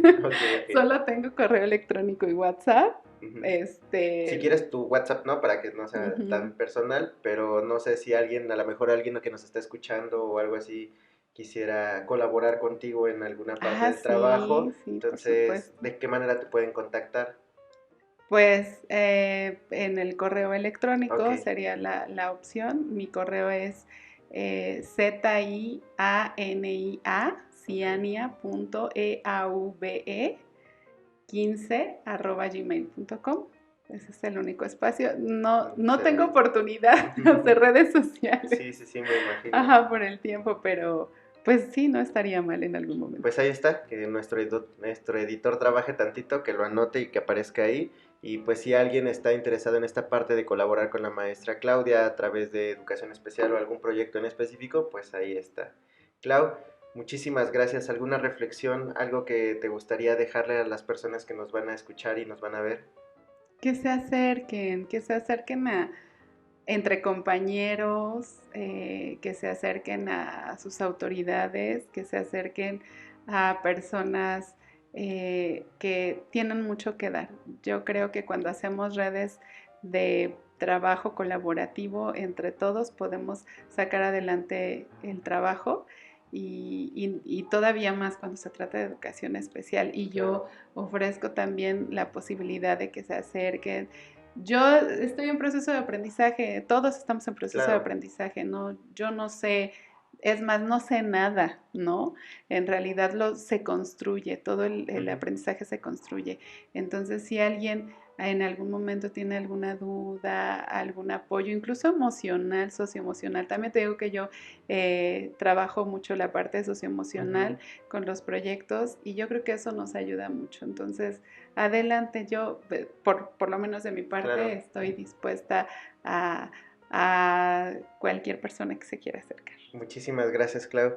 Pues ahí está, creo que es una conversación bastante amplia donde se pueden sacar muchas cosas buenas. A final de cuentas, estos programas y estos capítulos nunca los hacemos con la intención de aleccionar absolutamente a nadie, simplemente es compartir la experiencia que cada uno de nosotros tenemos y como el nombre de nuestro podcast lo tiene, pues es la sala de maestros, lo que hablamos los docentes y compartimos y que le sirva a quien le tenga que servir, que esperemos que esto llegue a muchas personas. No olviden seguirnos, por favor, y activar la campanita de notificaciones porque eso nos ayuda con el algoritmo de YouTube y poder estar más presentes. Y más allá de cualquier cosa es porque a través de estos capítulos pues tenemos la intención de llegar a más personas que se dediquen a la educación o no y que tengan esta parte de conocernos. Nos pueden encontrar en YouTube como Educación Física con el Profe Irving y en específico el podcast se llama Sala de Maestros. A mí me pueden seguir en Instagram como Irving-RGA o Irving Guzmán en Facebook. Y pues bueno, ahí está nuestro capítulo. Muchísimas gracias, Claudia. Al contrario. Estamos esperando a que si ustedes conocen algún maestro que sea igual de interesante, que tenga algo que decir, algo que aportar, pues las puertas del programa están abiertas para todos, o tú eres un maestro que tiene la intención de colaborar, pues y ahí estamos. Les vamos a dejar el correo electrónico de Claudia para aquellos interesados en colaborar con ella, aquí en la caja de descripciones de nuestro video. Y pues muchísimas gracias, nos vemos en otro capítulo la próxima semana. Adiós, Claudia. Gracias. Bye.